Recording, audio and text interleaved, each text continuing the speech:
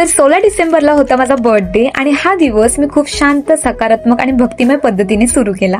सकाळ सकाळी मी सर्वात आधी गेले श्री पंचमुखी मारुती मंदिरात.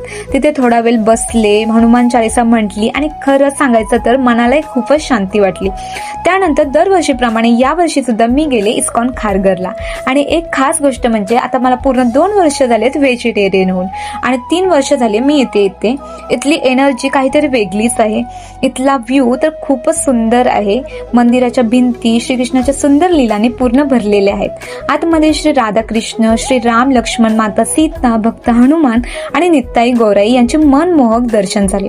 सगळीकडे फक्त श्रीकृष्णाच्या लीलांचं सुंदर वर्णन आणि शांत वातावरण आहे. आणि विशेष म्हणजे हे आपल्या महाराष्ट्रातील दुसरं सर्वात मोठं इस्कॉन मंदिर आहे, म्हणून एकदा तरी नक्की इथे जा.